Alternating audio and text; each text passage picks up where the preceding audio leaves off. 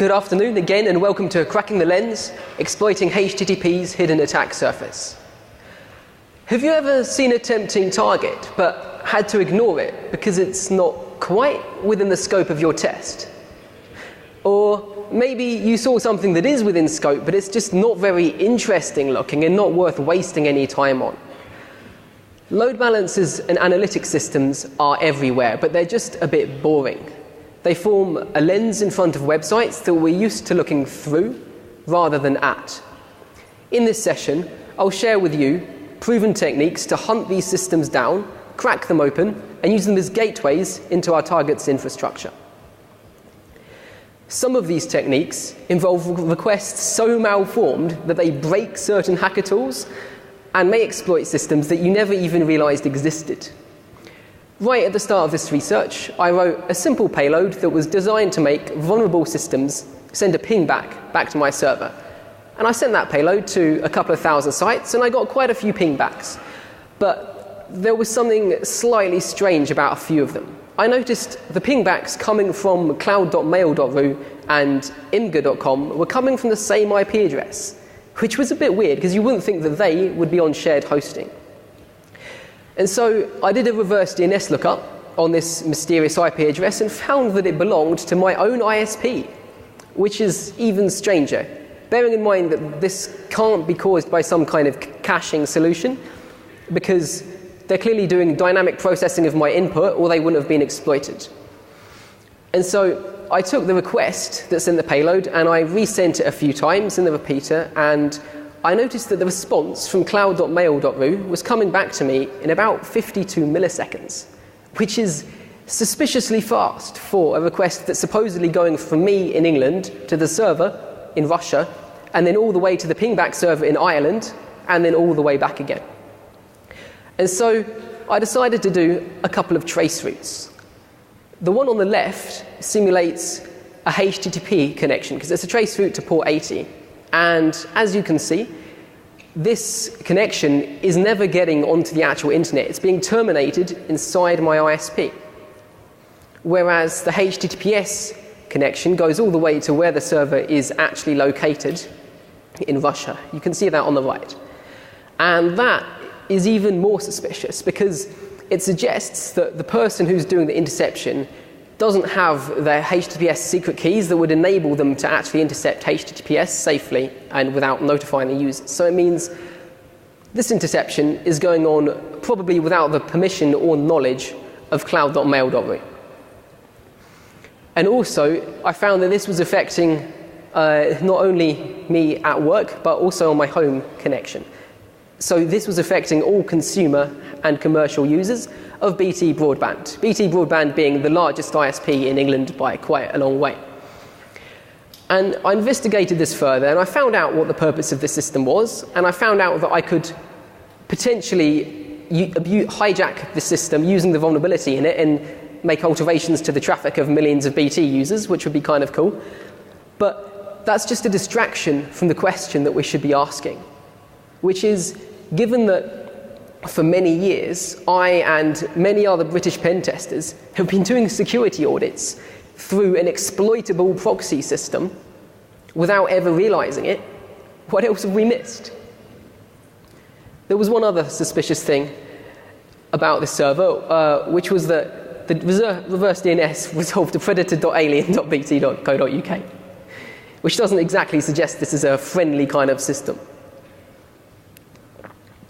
So, first I'll talk about how to build a speculative attack pipeline that lets us efficiently hunt these systems down and initiate a conversation with them. After that, I'll describe two key types of attacks, one focused on targeting front-end systems like reverse proxies by making them misroute requests, and one focused on targeting back-end systems like analytic systems where we have to be a bit more inventive to actually get to a useful exploit. After that, I'll do a brief demo of one of the tools I'll be releasing, and then wrap up and take 5 minutes of questions. The systems that we'll be targeting are designed to remain invisible, and as such, the process of finding and interacting with them is really important. Otherwise, you just won't even find these systems. For the purpose of this research, I sent payloads designed to make vulnerable servers send a DNS or HTTP query back to my server.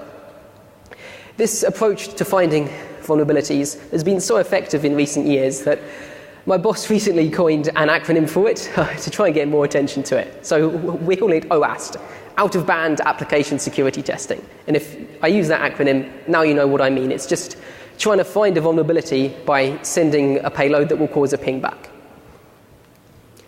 At the start of this research, I had absolutely no idea if anything was actually going to work. And as such, I injected payloads in the laziest way possible.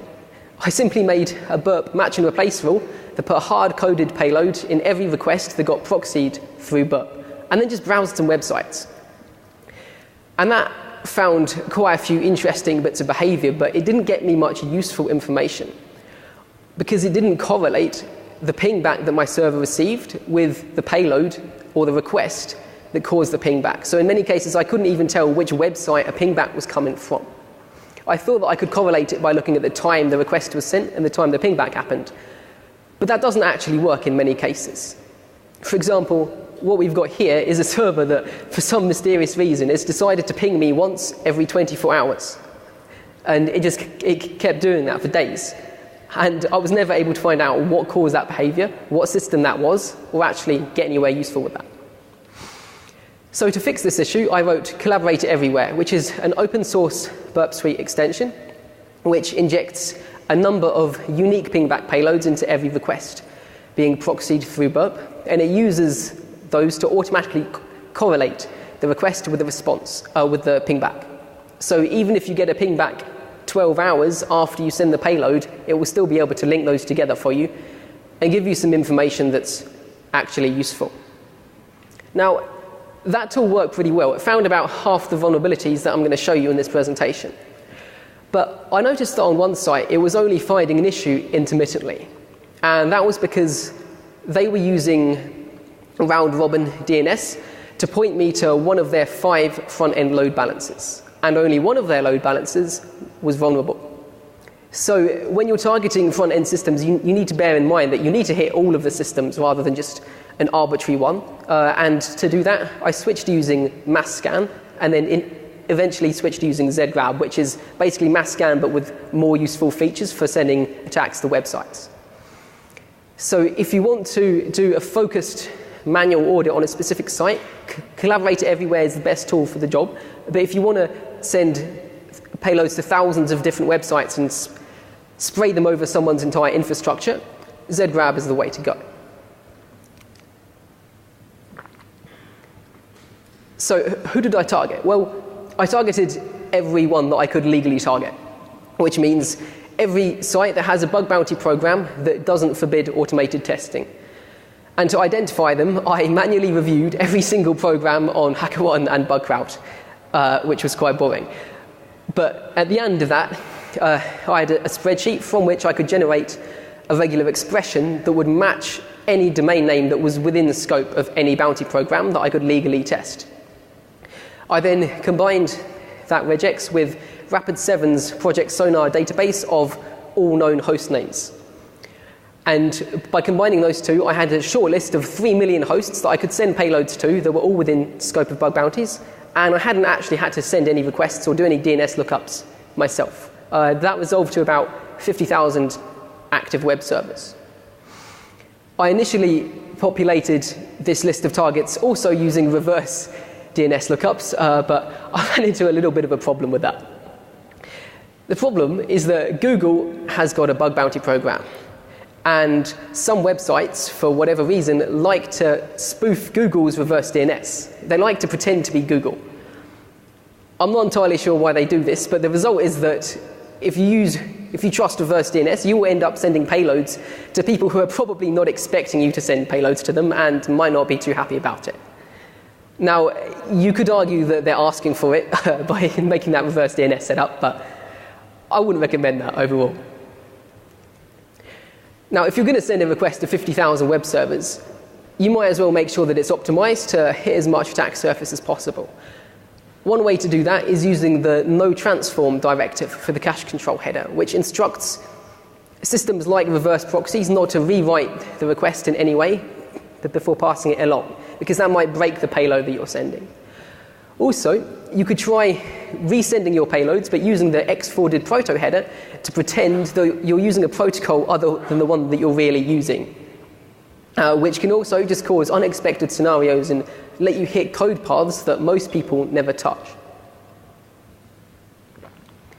The end result of this setup was that during this research, whenever I had an idea for a new type of technique, I could spend a couple of minutes writing a HTTP request manually with that payload in it, and then use zgrab to send that to 50,000 web servers in the space of about 5 minutes and just collect the results. That capability to quickly try out ideas and then iteratively improve them is a large part of the reason why this research was so successful. Okay, that's enough about the tooling. Now for some exploits.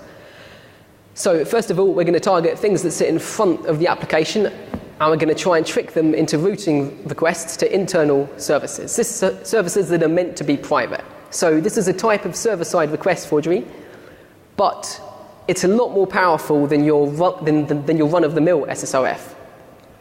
That's because we've got a huge amount of control over the request that we're sending to the internal service, which makes it much easier to exploit internal services, as we'll see shortly.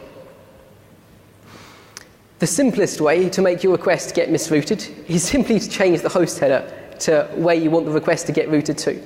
This approach works on an amazing number of sites. Now, this technique is publicly known in some locations, but it's hugely underappreciated. I can say that with confidence because using my pipeline that I just mentioned, in the space of 5 minutes, I was able to exploit 27 different Department of Defense servers, a couple of Yahoo load balancers, my own ISP by accident, and also a Colombian ISP that threw itself into the firing line by doing DNS poisoning on one of my targets. So let's take a look at what the impact of this very simple mishap can be. Here, I'm sending a request to one of Yahoo's load balancers, and I'm using the host header to trick them into routing it to port 8082 on a nearby IP. So the service I'm accessing that you can see in the response is not publicly accessible. Now, judging by the repeated unknown command lines in the response, this service is not talking HTTP. It's using some kind of line-based protocol and is therefore interpreting every HTTP header as a separate command. Other than that, I had no real idea what the system was, but I had an idea to find out. I changed the HTTP method from get to help. And amazingly, that actually worked. So the service was like, hi, I'm an Apache traffic overseer, which means I'm responsible for distributing the configuration of probably a large number of Yahoo's front-end load balancers. And also, here's how you can change configuration settings on me. Now, note that if this was normal server-side request forgery, it would be impossible to exploit this service, because to get and set commands, we need to send requests that have white space in them, and you can't do that with normal server-side request forgery. But because we can send pretty much whatever request we like, it's actually pretty easy to exploit this system. So here you can see at the top, I'm saying, what is the value of proxy.config.alarm email? And they're like, hey, yep, that's set to nobody@yahooinc.com. Perfect. And by setting variables, I could potentially whitelist my own external IP address to give me permission to push items into their cache and overwrite items in all of their caches, which would give me the ability to deface a good number of Yahoo services. Also, I could enable SOX proxying on all of their load balancers, thereby giving me full IP-level access to their internal network, which would be pretty nice. A disadvantage with that approach is that it would also give everybody else full TCP/IP access to their network, which would make things pretty short-lived, I think. I reported this issue to Yahoo and got a $15,000 payout for it. So that was pretty cool. And I found this issue using... Thank you.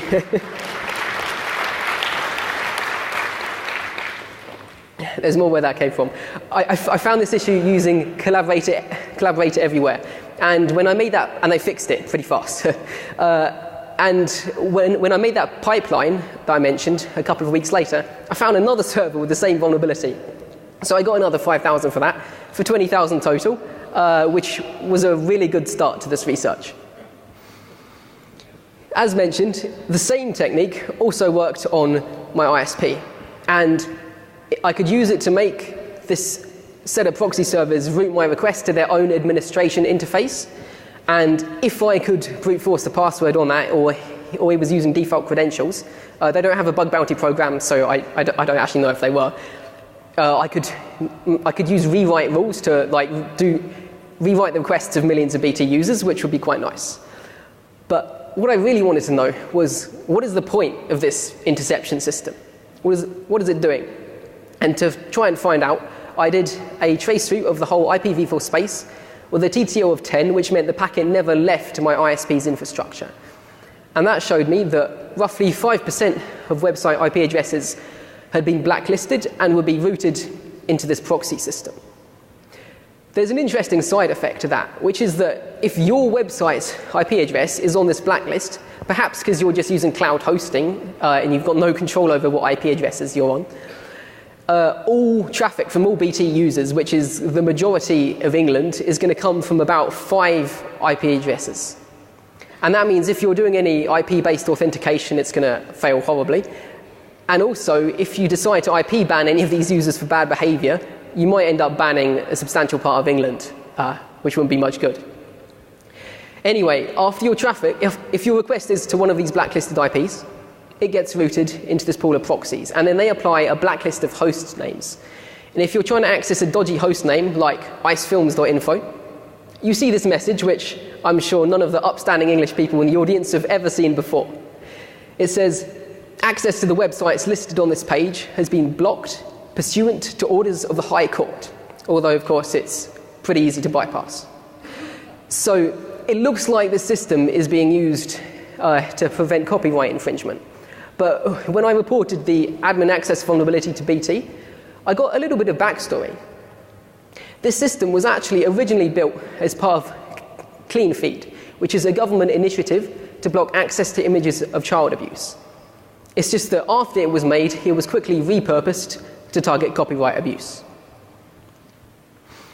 A while later, I sent a payload to a different Russian application. This time it was vk.com, and once again got a ping back from an unexpected location. This time it was from a Colombian ISP called Metrotel.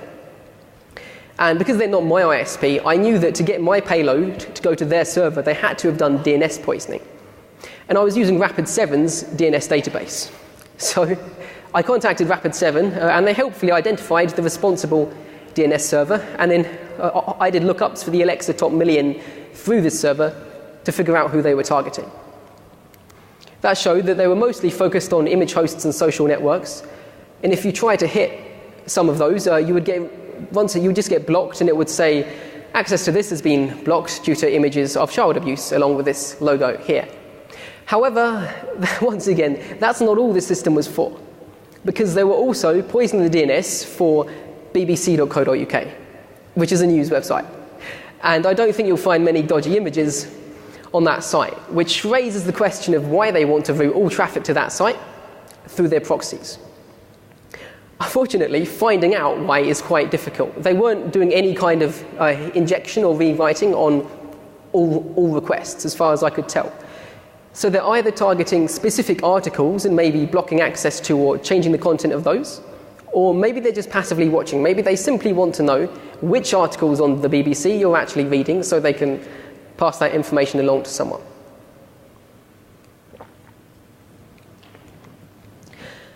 Now, although the payload that I've shown you is really very simple, thinking you can reliably predict what will happen when you send that payload is always a mistake. I found 7 Yahoo servers that would take the host header that I gave, in this case vcap.me, and they would route the request to outage.that host header. And they would also put the host in the path twice. Now, I've got no idea what the point of that is, but luckily all I need to know is how to exploit it. And as presented there, it's not much use, right? Because you're just going to get a 404 from whatever internal server you hit. Fortunately, the vulnerable service that was rewriting the request was incredibly tolerant of what you put in the host header. So if you sent the following host header, it would rewrite it as you see on the right, and that request, when the backend server gets it, will get normalized into a request to the web root. So we can actually fetch pretty much arbitrary stuff using this technique. That got another 5,000 off Yahoo. To be honest, I'm not sure why the bounty values from Yahoo varied so much. They seem to be a little bit random, but the total amount was a good amount of money, so I'm not really complaining. Anyway, the moral of this issue is that on your server that's receiving pingbacks, you need to use wildcard DNS to make sure that you receive everything that's being triggered by your payloads. Now, this request may look familiar. I used it back in 2013 to poison Django's password reset emails. But here I found a certain US military server which would route the request to wherever I specified in the request line. So I think they had a whitelist of acceptable hosts, but the request line takes priority. However, I had a little bit of an issue here, which is that I wanted to prove I could access an internal service to show that this issue had some kind of severity, but I was too nervous to do a proper internal port scan on a Department of Defense server. So instead, I decided to Google a bit and see if I could find anything useful. And I found an amazing forum post on defensivecarry.com. It says, if you're looking at this and are not in the military or DoD, then this won't mean anything to you, nor will you be able to access it. And then it linked to a couple of internal Department of Defense websites. And sure enough, using this technique, I could access them. So that was handy. I think the moral here is, number one, if you can avoid doing a port scan of someone's internal network, I would recommend doing so. People can get quite twitchy about that. Yahoo certainly did. And also, the larger the target company, the less likely it is that you'll actually need to, because people are just leaking tons of useful stuff online. Now, although the network diagram only shows one proxy server, it's possible that, well, some people like to chain proxy servers. And if you want to target the server in the middle of a chain, that can make life a bit difficult because your payload is likely to get rejected by the first proxy in the chain. For example, Encapsula uses the host header to work out which of their clients to route requests onto. So if you try the normal payload that I showed at the start, it will just get dropped. Fortunately, Encapsula is incredibly tolerant about what they allow in the host header. Basically, they ignore everything that comes after the colon in the request. So you can send a request like the one shown there, and Encapsula will route it onto the target, and then the target, or a particular target that I found in this case, would rewrite that as a URL, like so, and it would end up getting routed to wherever I chose. So even though that target had Encapsula in front of it, with a bit of creativity, you can get around that and still get your server-side request forgery. This had a slightly cool side effect, which is because the payload caused the backend to connect directly to my server, that told me exactly where the backend was. And from that point, I could speak directly to the backend and just avoid Encapsula entirely. So although this isn't strictly a vulnerability in Encapsula, it's still probably something they might want to think about fixing. These vulnerabilities aren't just caused by misconfigurations. What we've got here is some code that New Relic had on their main on their main official website, and well, it probably looks absolutely fine to you. It does to me too, to be honest. It just takes the user-supplied URL and it overwrites the host and the port specified in that URL with a hard-coded one of the internal server that they want to route your request to. Unfortunately for New Relic, they were using the Apache HTTP components library for their server. And this server fails to require that paths start with a /. So that means if you send a malformed illegal HTTP request like that, then their code rewrites it like that. And once again, they're accessing a server of my choice with a username of backend server. So this got me access to New Relic's internal network, which had some amazing stuff on it. For a start, it had some incredible developer in-jokes, such as this page, which was blasting out music and had marquees and everything. They also had some administration panels with no authentication on them. which was cool. Now, unfortunately, New Relic don't pay cash bounties, but to their credit, they patched this issue really quite fast on a public holiday, and they also reported this problem back to Apache HTTP components, where it's now been fixed. So if you're using that library, then you don't need to be panicking right now, as long as you're using the latest version of it. Fortunately for me, this technique also worked on 17 different Yahoo servers, so I got another $8,000. Now, that made a total of 33,000, which is how much I earned in bounties during this research. And you might be wondering what happened to that money. Now, when I started this research, I had a deal with my company that any bounties I earned would get spent on beer. However, we're a fairly small company, and spending $33,000 on beer was looking like it was going to be quite challenging. So we gave the majority to charity and spent a small amount of it on beer. Thanks.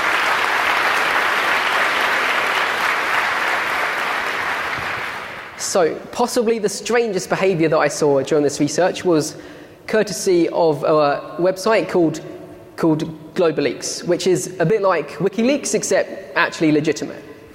And so what I found with these guys was, if I sent them the following HTTP request, which is malformed because it doesn't start with a /, then I got about 15 DNS lookups, all in mixed case, coming from different IP addresses, which is definitely not what I expected to happen. Now, eventually, due to the nature of the site and the fact that all the IP addresses the lookups were coming from were different, I had an idea as to what the cause of this behavior might be. Because this is a whistleblowing website, they want to hide the physical location of their back-end server to stop governments from raiding it and that kind of stuff. So they connect to it as a Tor hidden service. So what I've got is server-side request forgery through Tor, which is quite interesting from an exploitation perspective. So going through Tor is the reason that all the IP addresses of the lookups are different. They're coming from different exit nodes. And also the mixed case DNS lookups are the result of a fairly obscure mechanism that Tor uses to try and increase the entropy in DNS by making the requests mixed case.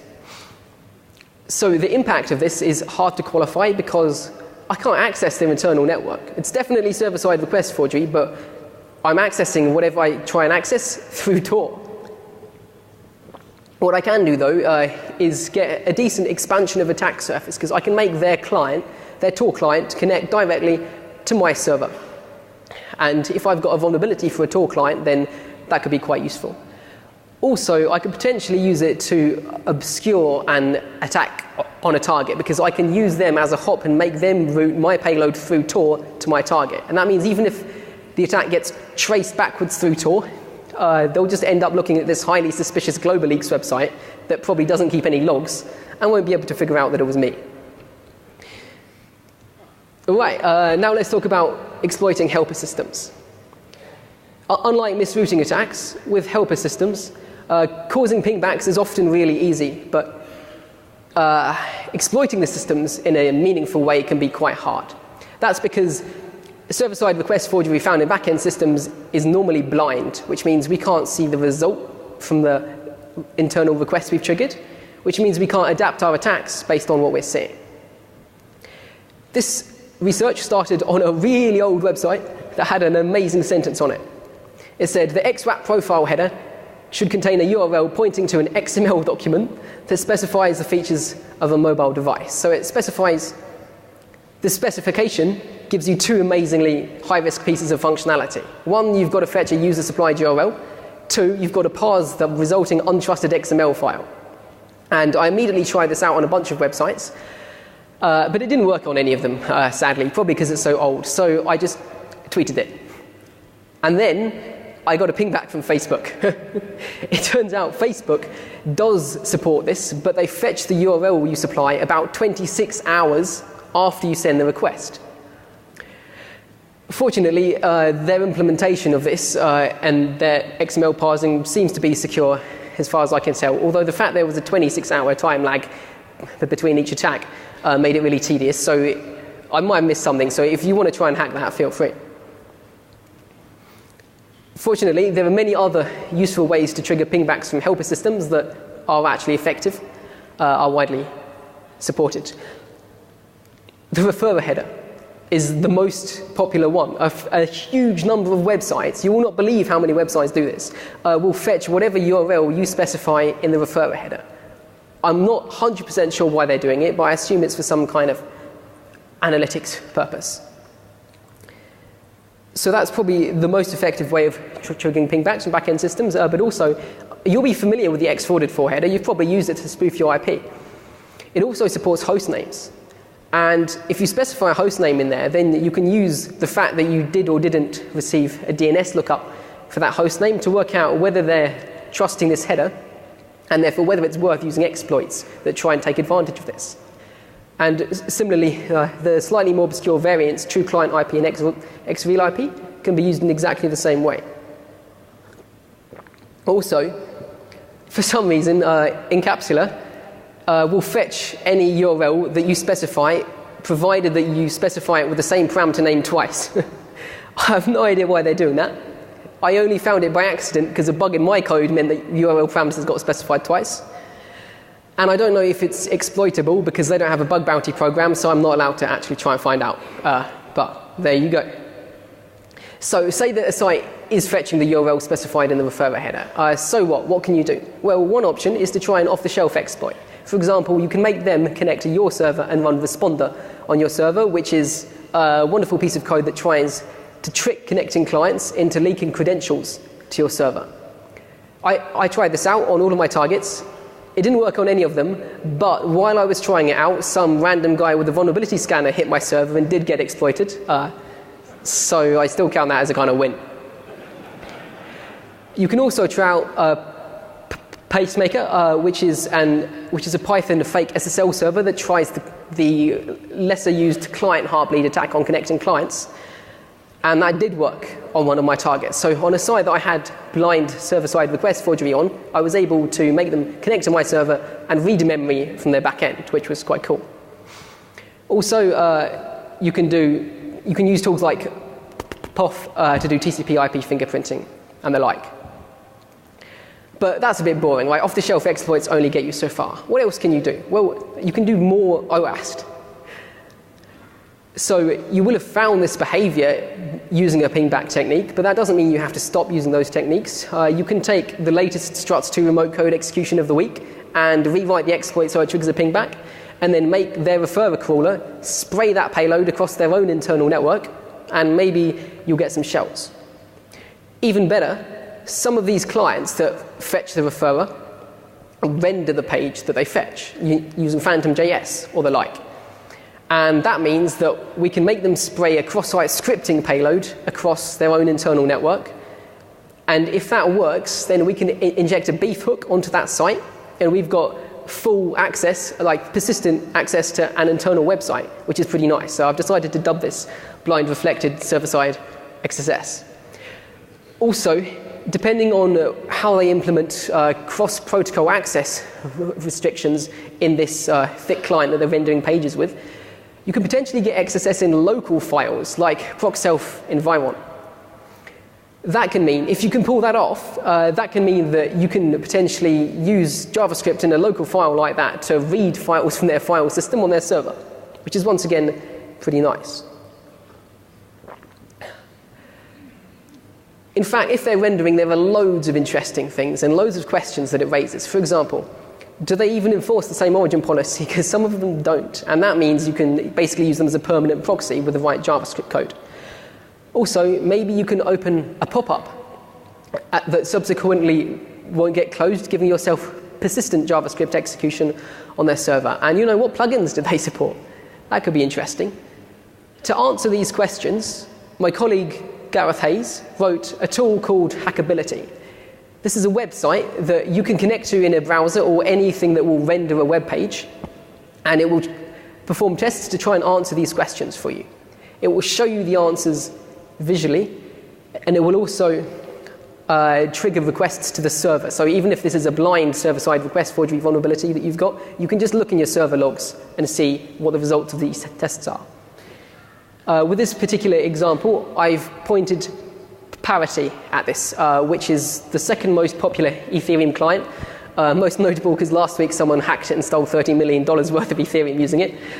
And it integrates into your web browser. And what Hackability has spotted here is some interesting objects in the JavaScript environment. So these are objects that are not present in a normal browser environment, which strongly suggests that Parity itself has injected them. And sure enough, using those, you can do things like you can get the current user's Ethereum wallet ID and potentially see what balance they have in that wallet, and also initiate transactions and other kinds of interesting stuff. Okay, time for one final exploit. This one's my favorite. I've kept the best till last. Here, I sent that payload that I showed you right at the start, but the request didn't get misrouted. It got routed correctly. But several seconds after I sent it, I received some attempts to request certain resources from my server. And I confirmed if I try to load a history of blimps page on this military website, I've anonymized this slightly, then the server would try to grab a picture of a blimp from my server, which is pretty weird. I wonder if we can exploit that. It's obvious that, well, the only explanation for this is that there's some kind of reverse proxy, some kind of caching reverse proxy that's scanning responses from the application, looking for resource import statements like image source equals, and is then fetching those, presumably so it can cache it. So maybe I can send a request to the application that triggers a response to me that makes the reverse proxy fetch an internal URL that I don't have access to and cache the response, and then I can just grab it out the cache. Hopefully. So I found some normal reflected XSS in the target, and I used it to inject the following response. So from the proxy's point of view, this is definitely a static image import. I'm using the image source equals statement, and the file name ends in a.jpg. But from the backend server's point of view, this is a request to the root of a PHP application. So the proxy saw that response that I injected through XSS, they fetched that URL and they cached it. And then I was able to grab that out of the cache. So the key problem here is that we've just got a proxy that's really enthusiastic. It will cache anything it sees regardless of what domain it's on, and it has no concept of things that should be internally accessible and things that should not. Okay, looks like it's time for a brief demo. I'm going to demo Collaborator Everywhere. So I'm just going to enable that. Okay, it works. Good.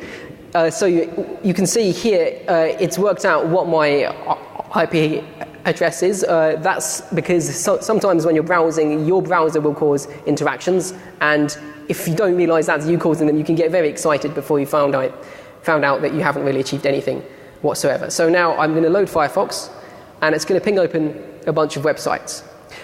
Please note, I'm not demonstrating vulnerabilities in these websites. I'm just demonstrating interesting behavior in these websites. As far as I know, none of these websites have exploitable issues. I mentioned Facebook, but that one's going to happen in 26 hours' time, so you're not actually going to see that one. So if we look in burp, then you can see that's the normal request that the browser sent, but Collaborator Everywhere has rewritten it, and it's injected a lot of payloads. It's called Collaborator Everywhere because it just injects payloads everywhere. And if we look at the target, then we can see that we've got some interaction. So for example, here, Stripe, after 2 seconds, has fetched the URL specified in the referrer header over there. And we can see that they're using Ruby, and the next thing to do would be to point that at Hackability and work out how to exploit it. Also, here's one from Netflix. I triggered this earlier because there's a 9-hour and 30-minute time gap in between you sending the payload and them getting the response. Interestingly here, they claim that they're using an iPhone, but they also claim to be using an x86 CPU. So, yeah, I know which one I believe. Also, we can see some people using the true client IP header, which is less well known. These guys fetch it after quite a few hours, and interestingly, so these two payloads both come from Starbucks, but they come from completely different servers after a different length of time. So this is giving you a pointer as to a back-end system. So as well as being useful information that they support this header, you now know what back-end analytics system they're using, and maybe you can just go find their website and exploit that if you're a proper hacker. And similarly, loads of guys use X44.